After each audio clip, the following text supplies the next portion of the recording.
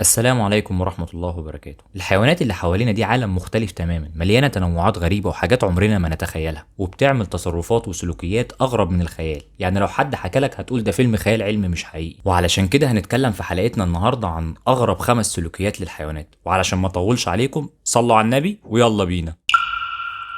مستعدين تسمعوا عن أفضل فريق صيد في عالم الحيوانات؟ أنا بتكلم عن الكلاب البرية الأفريقية، الصيادين المحترفين اللي بيعتمدوا على حاجة واحدة بس، هي فريق قوي. الكلاب البرية عندها حاجة اسمها الصيد التعاوني، وده لما المجموعة كلها بتشتغل كأنها عقل واحد وكل فرد عنده دور محدد. ازاي بيعملوا كده؟ خليني اوضح لك. اول حاجه المجموعه بتحدد الهدف، غالبا بيكون فريسه كبيره زي الغزلان. بعد كده الفريق بيتحرك بذكاء وبيبدا يطوق الفريسه من كل ناحيه، واحد بيشغل الفريسه والتاني بيراقب الفريسه والتالت بيستعد للهجوم، كل ده بخطه دقيقه جدا. واللي بيخليهم ناجحين مش بس قوتهم لكن التواصل. الكلاب البريه بتستخدم اشارات صوتيه وجسديه عشان تنسق الهجوم ما بينها. تخيل فريق رياضي بيلعب من غير كلام بس هما فاهمين بعض كويس قوي، والنتيجه نسبه نجاحهم في الصيد بتوصل لاكتر من 80%، ودي نسبة مذهلة مقارنة بأي مفترس تاني. الكلاب البرية الأفريقية بتورينا إن الاتحاد قوة، وإن العمل الجماعي ممكن يخلي المستحيل يتحقق. قولوا لي إيه رأيكم في التنظيم ده؟ وهل كنتم تعرفوا عن الكلاب البرية قبل كده؟ ما تنسوش تكتبوا لي رأيكم في الكومنتات، واعملوا شير عشان الكل يشوف فريق الصيد المثالي ده. سمعت قبل كده عن طائر بيقلد صوتك او حتى صوت كاميرا؟ حاجة تخليك تقول سبحان الله. خليني احكي لك عن فن التقليد الصوتي عند الطيور. الطيور دي مش بس بتغني، لا دي عندها قدرة خارقة انها تقلد اصوات الطبيعة وحتى الاصوات اللي حوالينا زي الكاميرات، الموبايلات، اصوات حيوانات تانية.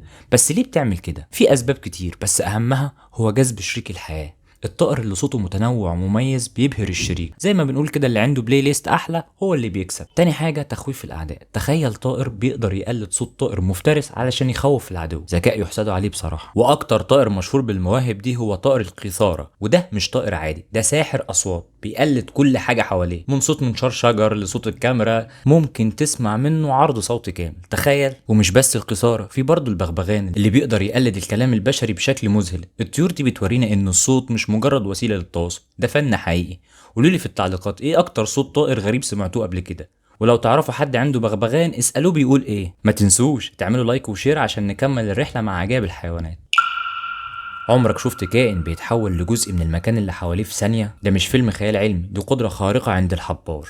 الحبار مش بس كائن بحري عادي، ده ملك التمويه في البحر بلا منازع. يقدر يغير اللون، الشكل وحتى الملمس عشان يختفي تماما عن اي عين بتراقبه. طب ازاي بيعمل كده؟ السر في خلايا الجلد المتخصصة. عنده خلايا مسؤولة عن تغيير الالوان، وخلايا تاني بتعمل انعكاسات لونية زي قوس قزح، وخلايا تاني بتساعده ان هو يمزج نفسه مع الضوء المحيط بيه. لكن الموضوع مش مجرد تغيير لونه وبس، ده الحبار كمان بيقدر يغير ملمس جلده باستخدام عضلات خاصة بتخليه يبان زي الصخور او الشعب المرجانية. يا سبحان الله. ليه كل ده بقى؟ اول حاجة علشان يختفي عن انظار المفترسين. تاني حاجة بيقدر بالطريقة دي ان هو يخدع ضحيته لحد ما يقرب منها جدا وبعد كده هوب يهجم عليها. تالت حاجة انه بينقل رسائل لباقي افراد نوع او حتى ان هو يحذرهم. التمويه العبقري ده خلاه واحد من انجح الكائنات البحريه في البقاء والتكيف. سبحان الله، الطبيعه دايما عندها حلول مبتكره. قولوا لي لو شفتوا الحبار ده بنفسكم ايه اول حاجه هتلفت نظركم؟ وهل في كائنات تاني تعرفوها عندها قدرات تمويه زي دي؟ ما تنسوش تشاركونا ارائكم.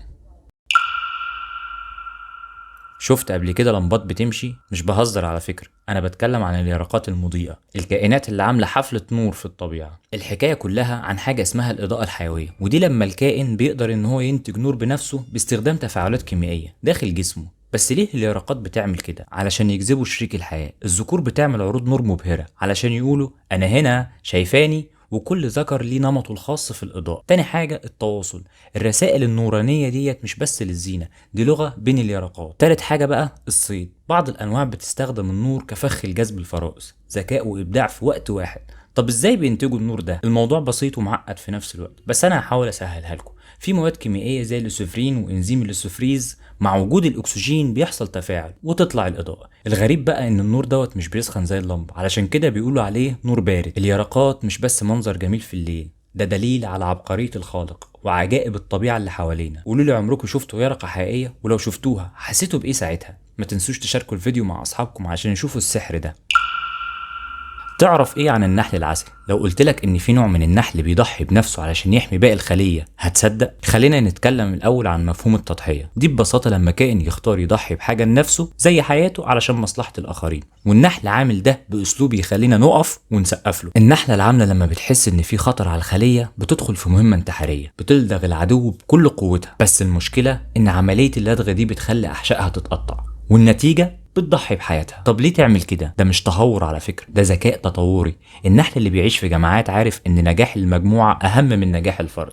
يعني لو الخلية اتدمرت الكل هيضيع. التضحية الفردية دي بتضمن استمرار الجيل الجديد من النحل، وكده يبقى الهدف الكبير اتحقق. يا ريتنا نعمل زي النحل. حقيقة عالم النحل بيورينا ان الايثار مش بس صفة بشرية، ده درس نتعلمه من كائنات صغيرة بحجم النحل. ايه رأيكم في التضحية دي؟ هل كنتم تعرفوا المعلومة دي قبل كده؟ مستني تعليقاتكم. بس كده اهي سهلة اهي، وصلنا لنهاية رحلتنا مع اغرب تصرفات الحيوانات اللي ممكن تسمع عنها او حتى تشوفها. وفي الاخر احب اقول لكم شاركونا في الكومنتات ايه اغرب سلوك حيواني تعرفوه. اشوفكم الحلقة اللي جاية، سلام.